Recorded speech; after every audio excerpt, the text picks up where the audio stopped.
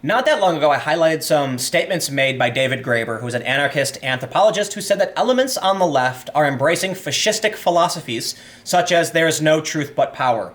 Another way this is described is that might makes right. These were philosophies of the fascists that they believed as long as they had the power to enact something, it didn't matter what was true or wasn't. And we're seeing a lot of people on the left embrace this ideology. Here's a story from the College Fix. Anonymous professors attack colleague behind grievance studies hoax as threat to university. This is Peter Boghossian, who I have interviewed, as well as James Lindsay, Helen Pluckrose. Those are the three people behind what's called Sokol Squared.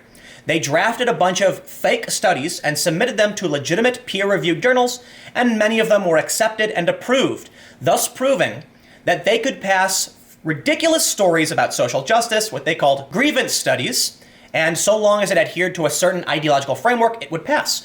What have they done now? They lie about him. They put fake words in his mouth because they want to smear them all as right-wing. It's the only defense they have against actual academics. They say, here's a statement, "These cowards might as well believe in Santa Claus," he retorts.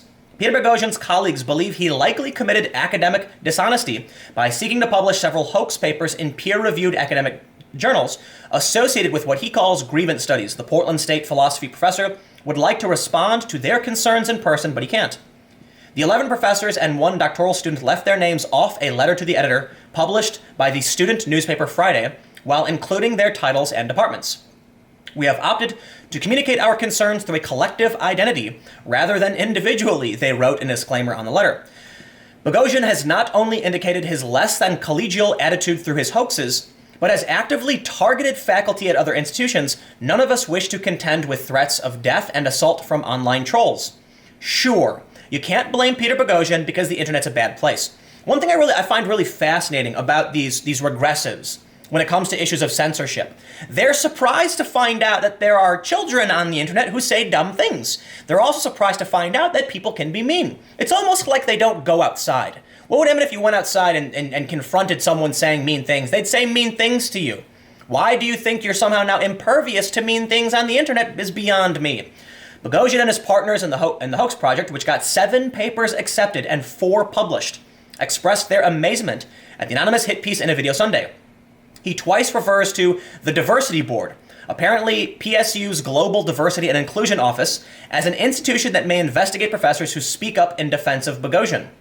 The professor told the College Fix he had taken great pains to engage critics contrary to the anonymous letter's portrayal. And that's a fact. Peter Boghossian, James Lindsay, Helen Pluckrose, most people in the intellectual dark web, whatever you want to call it, are absolutely eager and excited to debate certain ideas. They encourage it. But those ideas can't stand up to scrutiny, right? The far left regressive ideology, which embraces open sexism and racism, can't stand up to scrutiny, more importantly, right? So I'll give you another example. The other day, Mark Hamill tweeted that he thought it's time to just let women be in charge, right? And I said, look, it's things like this that say that exemplify what I mean when I say that people claiming that they're fighting for equality and, equity, they're hiding behind bigotry, sexism, and racism while claiming to be those who oppose it. And I said equality and diversity. Look, if you believe that only women should be in charge, you are not for equity, you are not for equality, and you are not for diversity. You are for bigotry and sexism, plain and simple. And someone actually responded to me saying it's about taking turns. Men had their turn, now it's women's turn. No, that's not how it works. Simply because there was a system typically dominated by men in the political class doesn't mean all of a sudden we just create the exact same system with a different identity in that class. It makes no sense. We want to get rid of sexism. We want to get rid of bigotry. We want true equity, true diversity, and that means respecting men and women alike at the same time and not just being a bigot. But these people like to hide behind anti-racism. They like to hide behind anti-authoritarianism when many of these people are authoritarians who believe the state should regulate speech. That's statism. You know what's really fascinating I found? Many of these people who are going to smear, Peter Boghossian and James Lindsay as far right or whatever because they've shown them for who they were. They've shown the world that the emperor is wearing no clothing. What's fascinating is that they often express opinions that show they believe rights are derived from the state and not inalienable. We as Americans believe that we have rights. Rights that must be respected regardless of who is in charge, regardless of the authority structure or the government. Your rights do not come from the government. Your rights exist, period. The government can only infringe on those rights. But many people on the regressive left, these reactionaries who want to impose these weird racist policies, believe that rights are derived from the state. That's an authoritarian position. Plain and simple. These people expressing their collective identity are authoritarians. They believe your rights should only exist if the state allows them to, and that it's not the way the world should work.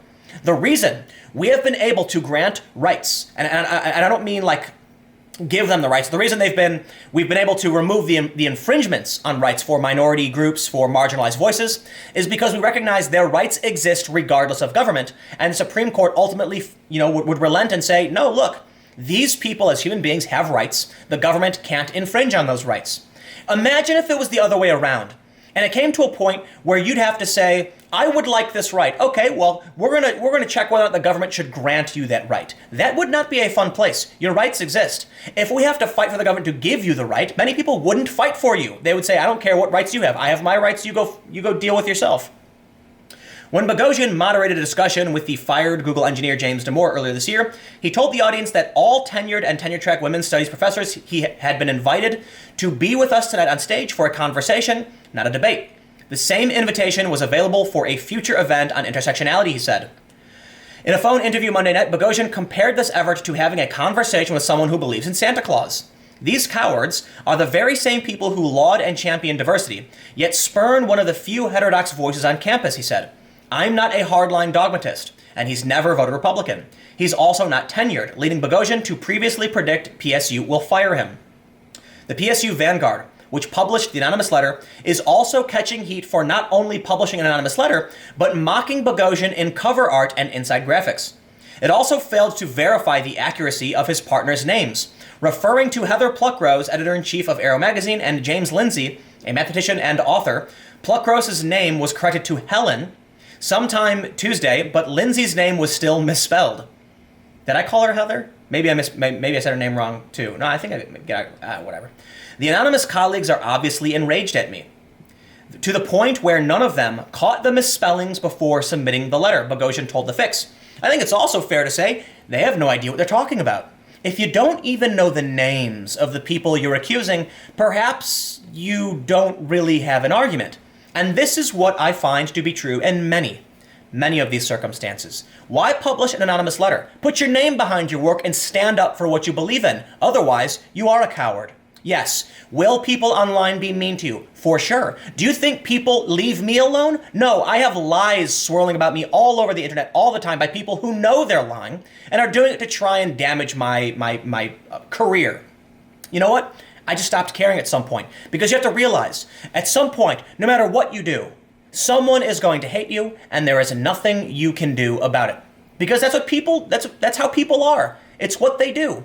So if you want to make a point, if you want to challenge an idea, put your name behind it. That's the point. Otherwise, you come off as a coward, and I will say, why should I trust these people even exist?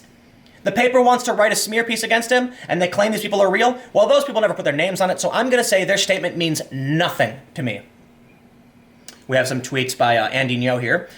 The anonymous letter was signed by the PSU Pro-Educational Editorial Collective. It composed of 7 professors and 1 PhD student in the College of Liberal Arts and Sciences, and 1 professor, each from the School of Social Work, Humanities, University Studies, and Urban Studies. 5 have the title of assistant professor, and 2 have associate, while 3 are full professors. 1 is simply identified as faculty. What does that mean, janitor? Let us be clear. We are not necessarily opposed to a well-executed hoax, the letter says.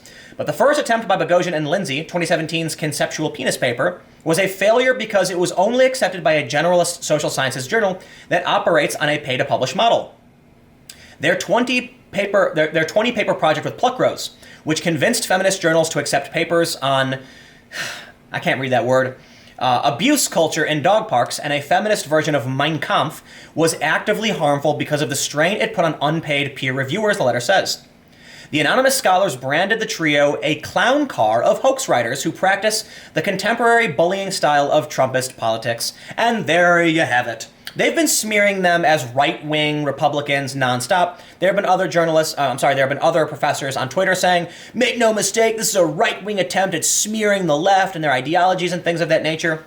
But I have to say, when someone rewrites a section of Mein Kampf, as they did, and you publish it in your peer-reviewed journal, you are at fault. I'm sorry. You can't blame the people who tested the security of your publication for the fault in your publication. It's your fault. Your security is weak. Your publication has no credibility. You literally thought Mein Kampf was a good study for feminism. And that's insane. And they post a picture here. You can see they got Boghossian with a big nose. And they made, I think the gag here is it's supposed to be like a snake oil bottle. And they claim that they said that Boghossian branded them neo-Marxists, and Boghossian said he's never said that before. That's what they love doing. Because you know what? A lot of people, they're never going to talk to Boghossian because they don't care. They don't. They're just going to believe whatever they read in this paper. They're going to believe whatever is said about him. And that's why these regressive left-wing reactionaries lie. Because it works. Because they believe there is no truth, only power. And so they're going to lie to get what they want because that's the world they want to live in. Anyway, I mean, I'm not going to read through the whole thing, but you can see that they've responded to it. They end by saying, if the scholars have been given no evidence that the trio falsified data, a legally specific claim, yet they raised the question of how extremely implausible data was accepted so easily by several journals, Pluckrose wrote.